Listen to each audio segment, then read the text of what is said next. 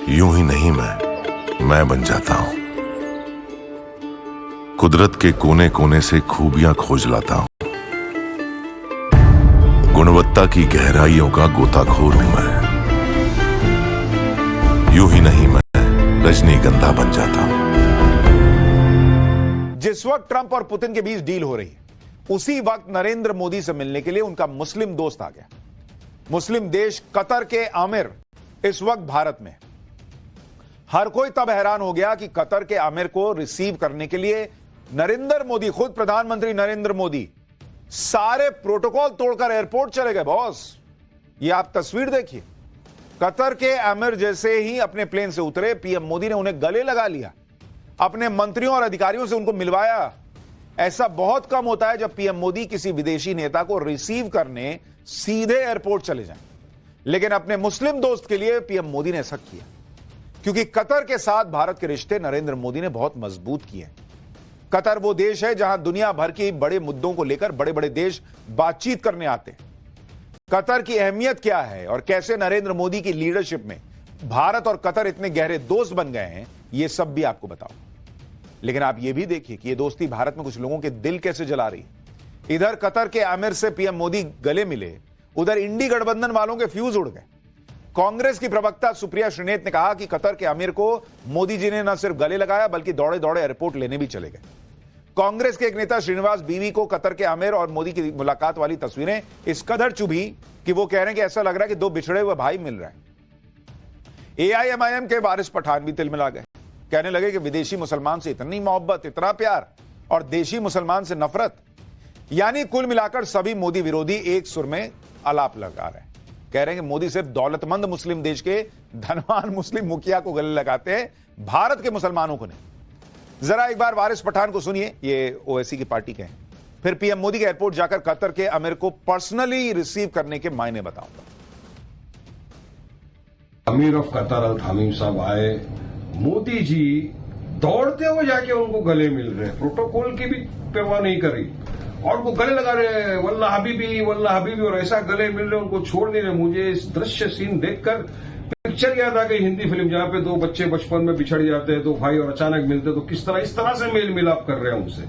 अरे भाई, वो भी मुसलमान हैं, हम भी मुसलमान हैं, हम भारतीय मुसलमान हैं। हाँ, उनके पास पैसा हमसे ज्यादा है, मगर हम भी माना अपने जेब के फकीर हैं, फिर भी यार दिल के हम अमीर हैं। इन लोगों का दुख ही खत्म नहीं होता। कह रहे हैं कि अपने यहां के मुसलमान से मोदी जी नहीं मिलते हैं, बाहर वाले मुसलमानों से मिल रहे हैं। बॉस, कोई पलट के ये भी तो पूछ सकता है कि बाहर वाला मुसलमान भी मोदी जी को गले लगा रहा है। सारे मुस्लिम देश नरेंद्र मोदी को सर्वोच्च सम्मान देते हैं अपने देश का, लेकिन यहां का मुसलमान तो मोदी को वोट नहीं देता। तो मोदी मुसलमान के साथ क्या कर रहा है ये दिख रहा है, मुसलमान मोदी के साथ क्या करता है ये भी तो कोई पलट के पूछेगा। घर मिल रहा है, शौचालय मिल रहा है, सिलेंडर मिल रहा है, कौन सी सरकारी योजना में मुसलमान को नहीं भागीदार बनाया जा रहा? मुसलमान मोदी से ऐसे गले मिल रहा है कि नहीं, ये भी तो बताइए। खैर, ये अलग पॉलिटिकल नैरेटिव वो सेट कर रहे थे एआईएमआईएम वाले, उसमें नहीं पढ़ने का, हम फैक्ट पे बात करते हैं। वारिस पठान जो बात कह रहे हैं कि विदेश के मुसलमानों को मोदी गले लगाते और देश के मुसलमानों को गले नहीं लगाते, ऐसा नहीं। एक तरफ नरेंद्र मोदी हैं जो अपनी योजनाओं में किसी से भेदभाव नहीं करते, सबका साथ सबका विकास कर रहे हैं। दूसरी तरफ मुस्लिम पॉलिटिक्स है जो किसी भी कीमत पर नरेंद्र मोदी को हराने में लगी रहती है। मुस्लिम वोट एक तरफा मोदी को हराने के लिए पड़ता है ज्यादातर जगहों। अगर कोई मुसलमान नेता कभी नरेंद्र मोदी के फेवर में बात कर दे तो उसका विरोध बॉयकॉट तक शुरू हो जाता है। खैर, यह बात समझनी होगी कि रिश्ते एक तरफा नहीं होते, चाहे राजनीति हो चाहे कूटनीति हो। सच यही है कि एक दूसरे के हित की बात करने से रिश्ते बनते हैं, जैसे भारत और कतर के रिश्ते बने। जो लोग इसे नहीं समझते उन्हें यह कभी समझ में नहीं आएगा कि पीएम मोदी कतर के आमिर का स्वागत करने एयरपोर्ट क्यों गए। नरेंद्र मोदी को दोस्त और दुश्मन में पहचान करना बहुत अच्छे से आता है, और नरेंद्र मोदी हिंदू मुसलमान देख के अपने दोस्त नहीं बनाते, क्योंकि वो देश के प्रधानमंत्री हैं। वो भारत का हित देखकर अपने दोस्त तय करते हैं, क्योंकि उन्हें पता है कि सामने वाला मुसलमान हो, हिंदू हो, जू हो, कोई भी हो, अगर भारत के हित में तो दोस्त है। मोदी जानते हैं कि दुश्मन को कैसे मजा चखाना है और दोस्त को कैसे गले लगाना है। इसलिए मोदी कतर के आमिर को लेने एयरपोर्ट चले गए, क्योंकि कतर के आमिर और मोदी जितने गहरे दोस्त हैं, उतने ही गहरे दोस्त भारत और कतर भी। इसी दोस्ती को और ज्यादा मजबूत बनाने के लिए मिशन में पीएम मोदी कैसे लगे हैं वो भी बताऊंगा। लेकिन पहले यह देखिए कि भारत और कतर के रिश्ते कितने जबरदस्त हैं। कतर इतना छोटा देश है कि उसका क्षेत्रफल हमारे त्रिपुरा के लगभग बराबर है। कतर की आबादी 30 लाख है, उससे ज्यादा आबादी हमारे एक शहर गाजियाबाद की है। लेकिन खास बात यह है कि कतर की 30 लाख की आबादी में करीब 8 लाख भारतीय हैं, यानी कतर में करीब 27% लोग तो भारतीय ही हैं। विश्व बैंक के मुताबिक कतर में रहने वाले भारतीय प्रवासी हर साल भारत में 4 अरब डॉलर यानी 34,000 करोड़ रुपए से ज्यादा पैसा भेजते हैं। इतना ही नहीं, कतर में 15,000 से ज्यादा भारतीय कंपनियां भी हैं। यानी कतर को आप एक तरह से मिनी इंडिया भी कह सकते हैं। लेकिन कतर और भारत की दोस्ती का यह तो सिर्फ एक डायमेंशन है, क्योंकि दोनों देशों के बीच बेहतरीन व्यापारिक रिश्ते भी, कभी कभी मामले बिगड़ते भी हैं। जैसे नुपुर शर्मा के समय कुछ तनाव हुआ था और तब हमने फैक्ट्स के साथ आपको बताया था कि भारत अगर अपने पे आए तो कतर के भी पर कतर सकता है, लेकिन उसकी जरूरत ही नहीं पड़ी, क्योंकि नरेंद्र मोदी जानते हैं डिप्लोमेसी में कैसे चीजों को हैंडल करना है। खैर, चीन और जापान के बाद भारत कतर का तीसरा सबसे बड़ा खरीदार देश है। कतर भारत को एलएनजी, एलपीजी, केमिकल्स, प्लास्टिक और एल्यूमिनियम का सामान बेचता है। चीन और अमेरिका के बाद कतर सबसे ज्यादा आयात भारत से करता है। भारत से वो अनाज, तांबा, लोहा, स्टील, फल, सब्जियां, मसाले खरीदता है। साल 2023-24 में दोनों देशों के बीच 14 अरब डॉलर से ज्यादा का व्यापार हुआ था। एलएनजी और एलपीजी के मामले में तो कतर भारत का सबसे बड़ा सप्लायर है। भारत अपनी एलएनजी जरूरत का कुल 48% हिस्सा कतर से ही खरीदता है। यानी दोनों देश एक दूसरे पर कई मामलों में निर्भर हैं। पीएम बनने के बाद 2015 और 16 में 2 बार नरेंद्र मोदी ने कतर के आमिर से मुलाकात की और इन मुलाकातों में दोनों देशों की दोस्ती कैसे मजबूत हुई, इसका एक उदाहरण देखिए कि 2016 में कतर ने भारत को बेचे जाने वाले एलएनजी की कीमत आधी कर दी। यानी जो एलएनजी गैस यूपीए सरकार के दौरान कतर से 100 रुपए की पड़ रही थी, वो सीधे सीधे 50 रुपए की पड़ने लगी। यह होता है जब दो देशों के नेता आपस में गले मिलते हैं। मोदी मुसलमान से गले मिल गए, मोदी ये कर दिए, मोदी दौड़ दौड़े क्यों चले गए? अरे भैया, अपने लिए नहीं जा रहे हैं, भारत के लिए ही जा रहे हैं, जिसको भी गले लगा रहे हैं। इंटरनेशनल एनर्जी एजेंसी के मुताबिक भारत में अभी 65 अरब क्यूबिक मीटर एलएनजी गैस की खपत हो रही है और अगले 6 सालों में यह आंकड़ा 120 अरब क्यूबिक मीटर पहुंच जाएगा। ऐसे में जब भारत की जरूरत इतनी ज्यादा बढ़ेगी, तब एक ही भरोसेमंद साथी होगा और वो है कतर। यह बात मोदी समझ रहे हैं, लेकिन जो लोग ये पूछ रहे हैं ना कि कतर के आमिर से मोदी को गले मिलने की जरूरत क्या थी, उनको ये कभी समझ में नहीं आएगा, क्योंकि वो इसी माइंडसेट में है कि कैसे मोदी को कुर्सी से हटाना है। मोदी इस माइंडसेट में चल रहे हैं कि 47 तक भारत को विकसित बनाऊंगा।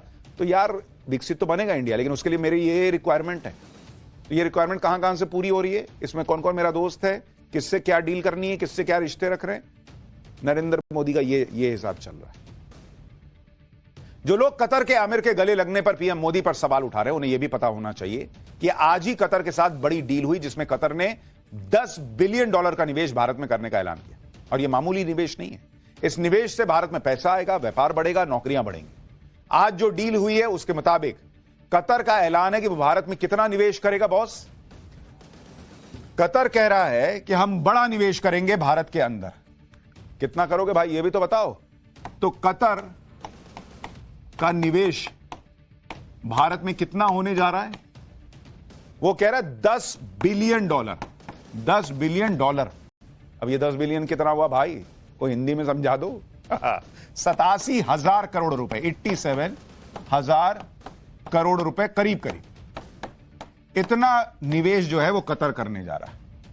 अभी भारत में कतर का मौजूदा निवेश कितना है?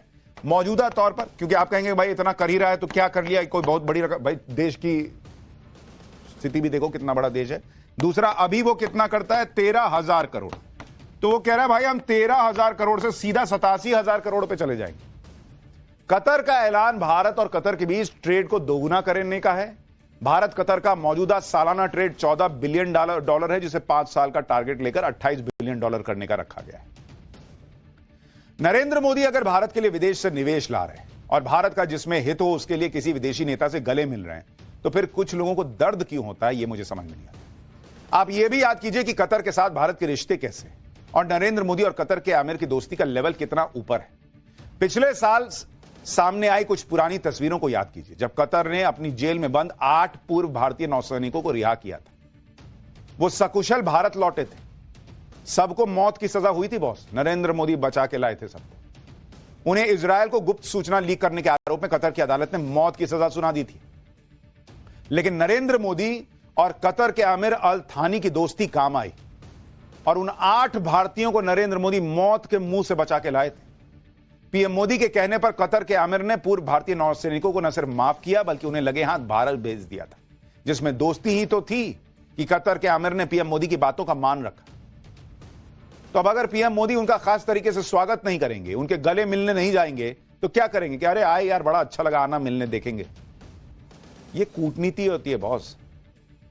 सामने वाला ये वो पॉलिटिक्स थोड़ी है कि अमेठी में हार गए तो चल दिया, अब हम देखेंगे, अगला बार देखेंगे, अब लड़ेंगे ही नहीं, वहां से किसी और को लड़वा देंगे, अब हम चले वायनाड, वहां रहें। ऐसे नहीं होती बॉस, ना पॉलिटिक्स होती है ना कूटनीति होती है। लॉन्ग टर्म रिलेशनशिप है, वोटर के साथ भी निभाना पड़ता है, देशों के साथ भी निभाना पड़ता है। इसलिए आप देखिए कि पीएम मोदी खुद कतर के आमिर को रिसीव करने एयरपोर्ट गए, और ऐसा बहुत कम होता है कि किसी वर्ल्ड लीडर को पीएम मोदी रिसीव करने एयरपोर्ट जाए। इससे पहले साल 2015 में अमेरिकी राष्ट्रपति बराक ओबामा के स्वागत के लिए पीएम मोदी एयरपोर्ट गए थे। फिर 2017 में बांग्लादेश की तत्कालीन प्रधानमंत्री शेख हसीना के लिए उन्होंने प्रोटोकॉल तोड़ा था। 2018 में इजरायल के प्रधानमंत्री नेतन्याहू को रिसीव करने पीएम मोदी एयरपोर्ट गए। फिर 2018 में जॉर्डन के किंग के स्वागत के लिए पीएम एयरपोर्ट गए थे। 2019 में सऊदी अरब के क्राउन प्रिंस मोहम्मद बिन सलमान के लिए एयरपोर्ट गए थे, और अब कतर के आमिर के लिए गए। मतलब अगर आप चाहें तो उंगलियों पर गिन सकते हैं कि नरेंद्र मोदी ने कितनी बार प्रोटोकॉल तोड़कर मेहमानों का स्वागत करने के लिए एयरपोर्ट जाने के लिए गाड़ी निकलवाई कि निकालो, चलो चलो एयरपोर्ट चलो।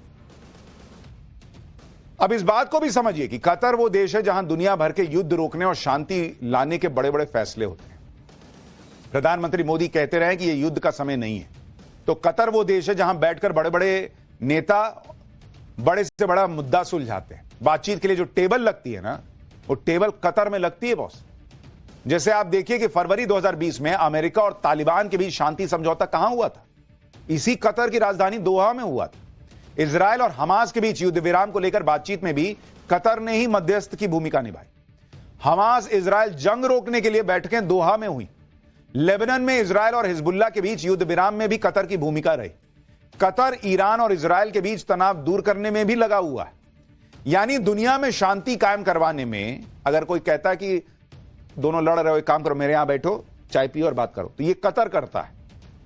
यानी पीएम मोदी के जो वैश्विक लक्ष्य हैं उन्हें हासिल करने में भी कतर भारत का अटूट साझेदार है, इंपॉर्टेंट प्लेयर है।